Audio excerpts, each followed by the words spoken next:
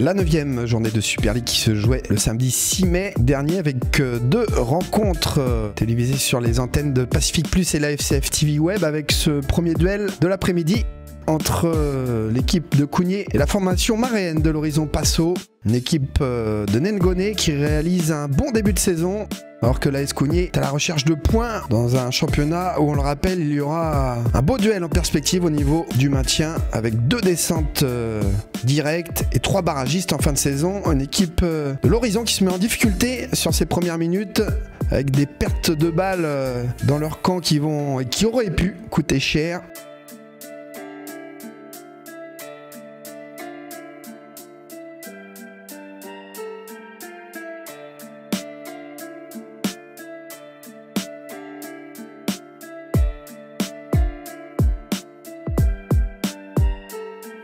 L'image de cette relance ratée de Kiamouanes directement pour Doué Perret. Mais clairement, Cougnier va manquer d'efficacité dans cette première période. L'équipe de l'Île des Pins qui aurait pu se faire surprendre aussi sur ce coup franc tiré par Peter Aewegene.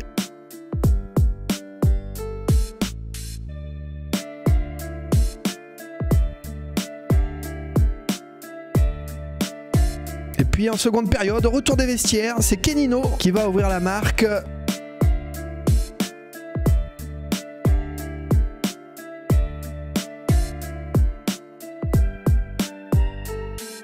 L'équipe de l'AS Cougnier qui peut déjà regretter de ne pas avoir su trouver le chemin des filets en première période et qui là se fait punir au retour des vestiaires. 1-0 pour l'Horizon Passo.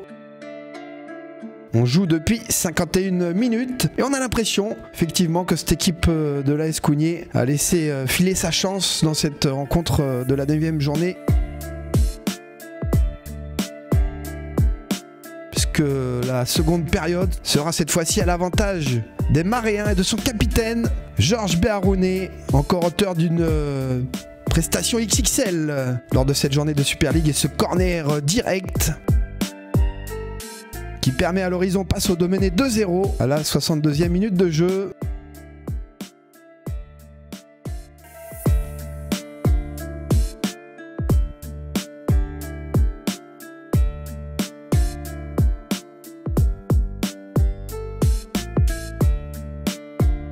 Passo qui continue dans cette seconde mi-temps où Cougnier semble cette fois-ci dépassé. Georges Béharounet qui tente à nouveau un geste spectaculaire.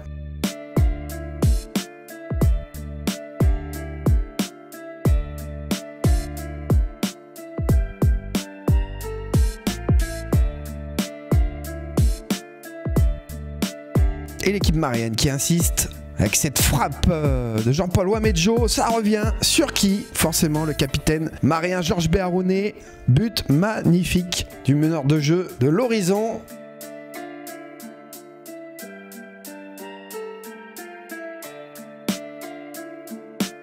Et surtout ça fait 3-0 à la 72e minute de jeu.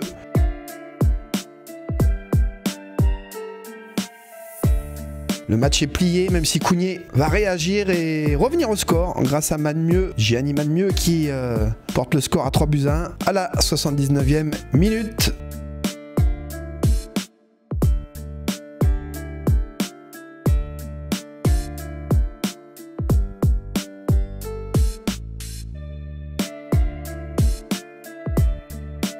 Mais l'Horizon qui va donc obtenir un nouveau succès malgré ses dernières tentatives de Cougnier. L'Horizon Passo qui l'emporte 3-1.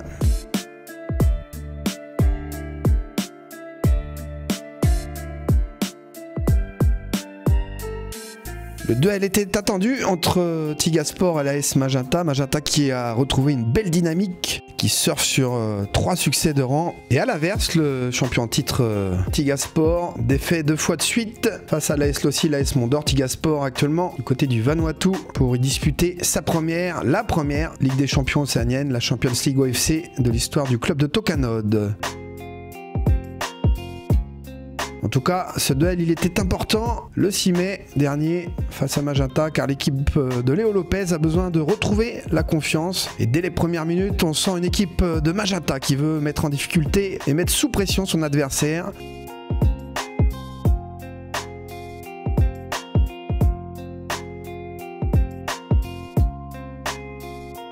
Tiga qui va réagir avec forcément à la baguette David Béharounet.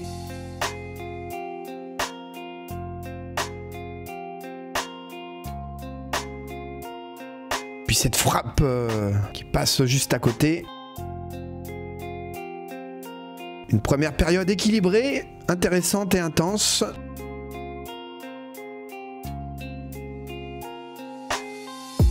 Magenta qui va aussi se faire peur là avec une relance ratée qui aurait bien pu profiter à cette équipe de Tiga Sport. Mais quel arrêt du portier Ulrich Welepan. Ah, on se rend un peu coup pour coup et malheureusement la blessure de David Béharounet, sévèrement blessé au bras. David Béharounet qui quitte ses partenaires et qui ne participera pas donc à la Ligue des Champions océanienne. Blessé pour de longues semaines, David Béharounet, dont on souhaite forcément un prompt rétablissement. En tout cas sur cette rencontre, toujours pas de but.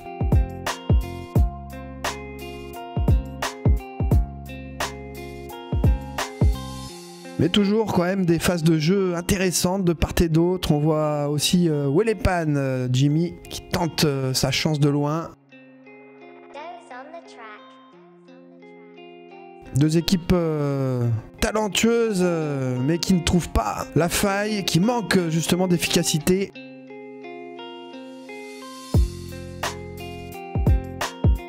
À l'image de cette frappe encore du numéro 9, Germain Wegené.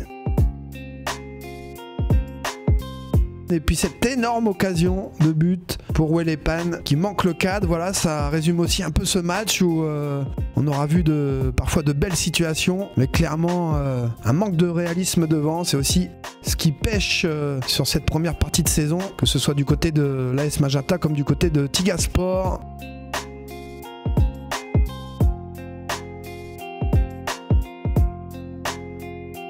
Jean-Chris Wadjoka, le capitaine, qui trouve à Wegené. Superbe geste tenté par l'attaquant de l'AS Magenta, mais c'est une nouvelle fois à côté.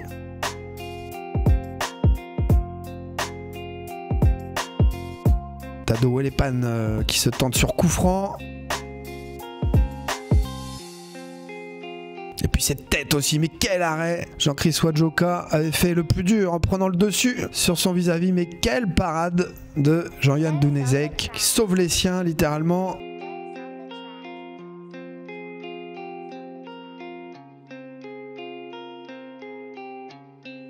Tiga Sport, hein, une équipe amoindrie par de nombreuses blessures.